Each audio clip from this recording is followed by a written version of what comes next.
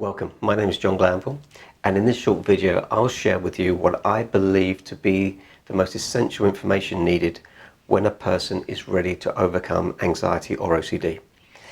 This knowledge is based on my own full recovery from both conditions and working as an anxiety therapist specializing in OCD for over 14 years.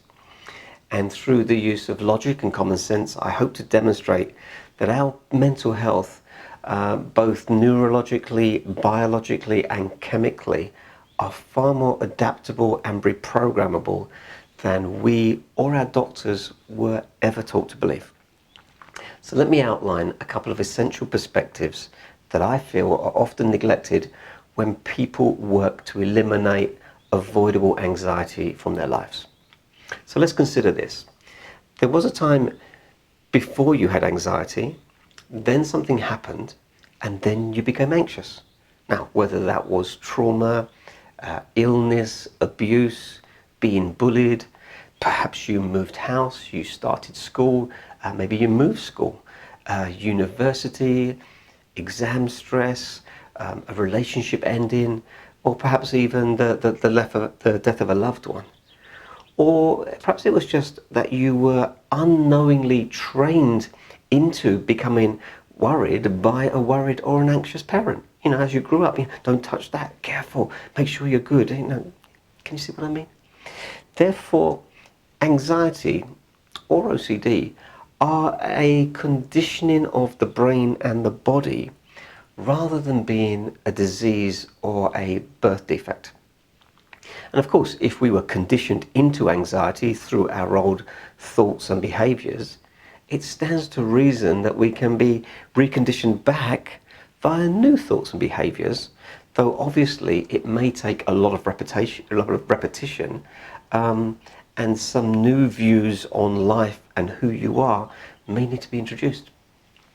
Then step two is to consider, if you can't stop your mind from worrying and generating unrequested or intrusive thoughts, it would suggest that these thoughts come from your unconscious mind and you are observing them with your conscious mind. And if they were your conscious thoughts, you'd say, thoughts stop, and they would. But of course they don't. And equally, if you can't consciously stop your body from feeling anxious, it would suggest that these emotions are being expressed through your body unconsciously, and you are kind of experiencing them consciously. Therefore, if you desire effective change, you'll need to be taught how to consciously access and reprogram your unconscious mind to change those erroneous or those out-of-date stories, images, beliefs, or fears that are just automatically and unconsciously running from within you. And here's the critical thing that I need you to understand. Once the unconscious mind has sort of accepted a program from parents, from school, or from adverse life conditions, it sort of clings to that story and just keeps unconsciously running it, regardless of what your conscious mind is telling it to do. You consciously know the dog is safe, but unconsciously you're all freaking out. And this is why so many anxiety and OCD reactions, they seem childlike. Maybe I need to give you some examples. Perhaps not speaking up, being shy, letting other people take control, avoiding conflict, saying yes when you really mean no, following rules that you don't agree with. Can you see that this is not really adult behavior? But the good news is you can consciously retrain your unconscious. However, we need to do this using the simplistic and animal-like expressions of our unconscious mind, not the logic and reason of our conscious mind. You can't think your way out of anxiety because anxiety results from thinking and worrying too much. Your conscious mind is playing the human game of being friendly, working hard, wanting to be liked, following rules, worrying about things, suppressing anger, trying to do the right thing. Of course it is, because that's what we were taught to do. These behaviors we were taught are so we can fit in, rather than doing what we might think are best for our mental, our psychological, and our biological well-being in any moment. We need to recognize that the unconscious mind is very simplistic, and the conscious mind, the prefrontal cortex, is very based in logic and reason, and it's not really very well understood by our unconscious limbic animal brain, because its primary decision-making criteria are emotional, not logical. To just stay alive by any means, move towards that which is good for you, or anything that is life affirming, and move away from anything that is life detracting.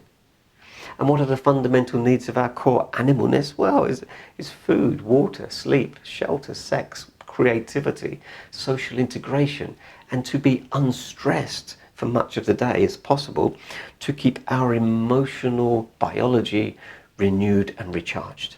Much like a cat and a dog. Evolutionarily speaking, we are emotional creatures who subsequently learned how to think.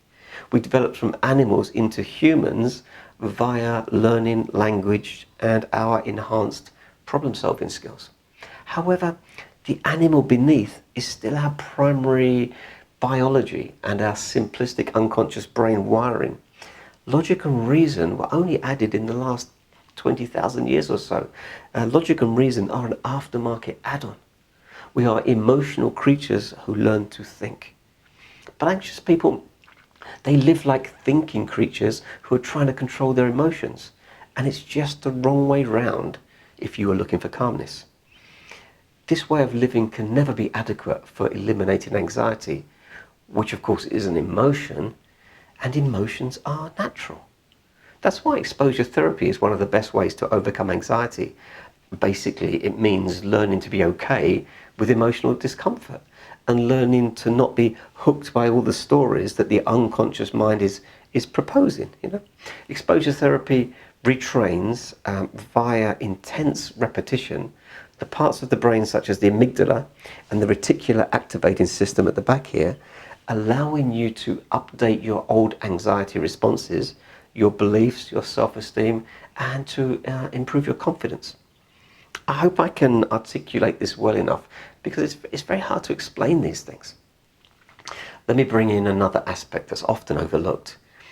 If your cells and your chemical biology, the chemical soup that you reside within, has become all stressed, hypervigilant, and fatigued, you'll probably feel quite exhausted.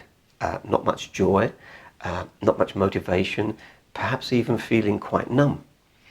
But consider this, your cells reside in darkness within you, as does your brain in the darkness of your skull, just waiting for inputs from your senses so they will know how to react, readying you for what is happening out there and around you. Therefore, how you're thinking, what you're saying, how you're saying it, okay, and all your past learnt reactions are the sensory inputs that direct your internal chemistry at that moment, not necessarily what is actually happening out there or to you. Perhaps I need to give you an example of this.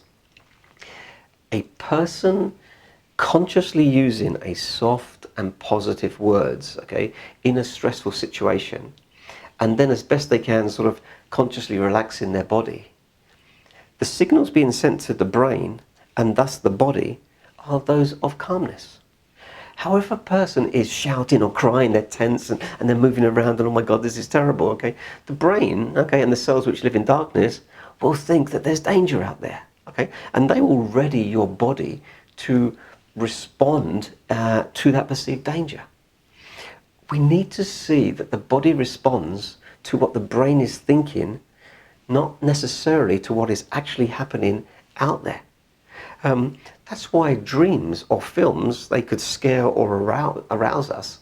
The body is just responding to the stories the brain sees or is running. This is why an anxious person's body can get all worked up in the now when nothing's happening to a virtual story about something that might be happening next week. So if we get smart, this means that we can change our internal chemistry if we learn how to trick our body into releasing more of the feel-good chemicals and less of the stressy ones, regardless of what's actually happening to us or out there.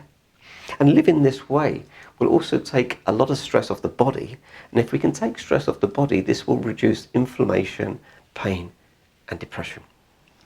So until you can recognize that unknowingly you are perpetuating your own discomfort through thinking, worrying, doubting, and trying to control your emotions, it's very doubtful that you will overcome anxiety, and certainly not OCD, which of course is based in doubt, fear, control, and the constant need for reassurance.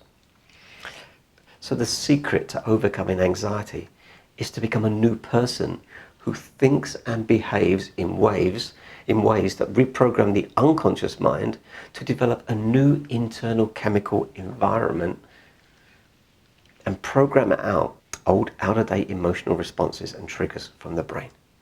We need to balance the animal and the human, emotions and logic, how we were trained to be and how we would like to be.